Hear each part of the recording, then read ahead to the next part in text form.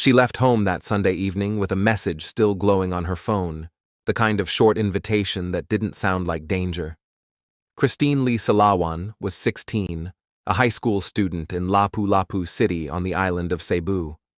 Friends and relatives described her as responsible and church-going, someone trusted to run small errands and to show up when she was needed. On March 10, 2019, she walked out expecting a quick meeting and a normal night. She never came back. Earlier that day, Christine had been doing what she usually did, moving through routine, family, and the steady chatter of messages that looked harmless on the surface.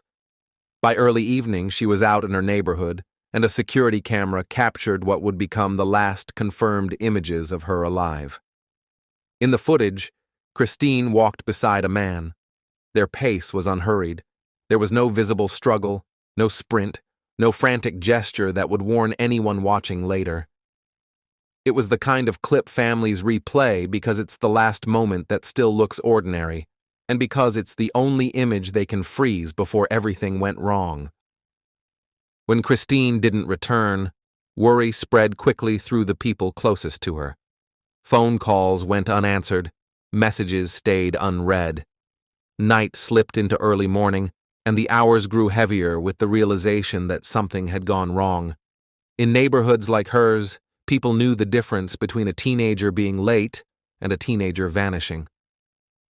By Monday morning, March 11th, residents in Sitio Mahayahai noticed something in a vacant lot and called authorities. Responders arrived to a scene that stopped even experienced officers. Christine's body lay in the open. She had suffered multiple stab wounds. Her face had been mutilated so severely that identification was difficult at first, and she was partially unclothed. Later examinations described additional injuries, including evidence consistent with strangulation. Reporting around the autopsy described missing portions of tissue from the face and neck area. The details were recorded clinically, but the reality was brutal. Someone had taken time, and someone had wanted the damage to be unmistakable. The case detonated across Cebu, and then across the Philippines. Christine was not a public figure, but the violence of what had been done to her made the story impossible to ignore. Vigils formed. Photos of her in school uniform and in church settings were shared widely, a stark contrast to the way she had been found. Public outrage built into pressure on local police and national agencies to move fast and to identify the person responsible. Investigators began reconstructing her last hours the only way they could, by piecing together messages, sightings, and the smallest recorded fragments of movement. They studied the video showing Christine walking with a man that evening. They reviewed her communications and the people closest to her. Public reporting at the time said authorities were looking into whether a fake social media account had been used to lure her into meeting someone, a method that turns a familiar name into a trap. Within days, a teenage suspect described as Christine's former boyfriend was taken into custody. Because he was a minor, his identity was withheld in many reports. He was placed under the care of social welfare authorities, and investigators said they were building a case based on digital communications and other evidence. Officials spoke about procedures used in handling minors and about the steps required before charges could move forward. For Christine's mother and family, the arrest was not closure. It was the beginning of a new kind of waiting for tests, waiting for charges to hold, waiting for the truth to be spoken in a place where it could not be argued away. As the investigation continued, forensic updates began shaping public understanding of the crime. Reports cited findings that Christine had been strangled. On April 2, 2019, the Public Attorney's Office forensic team publicly confirmed findings that she had been raped. The statement didn't just add another charge to a case file, it hardened the public's anger and deepened the family's grief. It also raised the stakes for investigators who now had to prove what happened, step by step, in a courtroom. Physical evidence became a major focus. Investigators pointed to laboratory work meant to connect suspects to the crime scene and to the victim. Public reports described DNA testing and blood evidence linked to items connected to a suspect. The National Bureau of Investigation made statements about the strength of the complaint they filed, signaling they believed the evidence could support formal charges in court. With every announcement, the community listened for the word that mattered most: accountability. The story grew larger than the boundaries of Lapu-Lapu City. Politicians referenced it.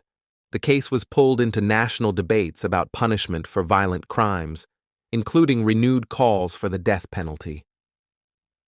For many people watching, Christine's name became a symbol of fear that ordinary life could be interrupted without warning, and that justice could take too long even when the public demanded speed. Then the case took another turn. In April, another suspect, Renato Payupan Lenes, was arrested. He gave an extrajudicial confession claiming involvement in Christine's death. His statements drew attention not only because he claimed responsibility, but because he offered explanations that sounded inconsistent and self-serving, including claims tied to internet rumors circulating at the time. Authorities presented him publicly, yet even with a confession, the case did not become simple. Confessions can be contested, retracted, or shaped by fear and pressure, and investigators still had to match statements to evidence that could stand in court. In court, the process moved slowly. One of the accused entered a not guilty plea. Months turned into years with the case still moving through steps that rarely match a family's urgency. Christine's relatives remained trapped between headlines and hearings, between public speculation and the narrow, procedural reality of what prosecutors could prove and what defense lawyers could challenge. In May 2020, authorities reported that Lenes was found dead in jail, described as a death by hanging. For many observers, it felt like another door closing without answers, a grim ending to one thread of the investigation while larger questions remained. Christine's case, like many high-profile killings, had produced an initial surge of attention and action, followed by the slow grind of legal process that stretches grief into something permanent. What stayed constant was the timeline that began with a simple message and ended in a vacant lot. Christine left home alive on March 10th and was found the next day, killed in a way that shocked an entire country. Officials publicly mentioned jealousy as a possible motive during the investigation, but motive mattered less to the people who loved her than the fact that she was gone. For her family, the case became a permanent dividing line, before that Sunday evening and after. They were left with a last video clip, a handful of final messages, and a justice process that never moved as fast as the headlines had. In the neighborhood where she was found, the empty space was no longer just a vacant lot. It became a marker, a reminder that violence can arrive quietly through a familiar message and a normal walk, and that the cost is carried for years by the people left behind. Thank you for listening to Homicide Files. Subscribe for more true crime stories.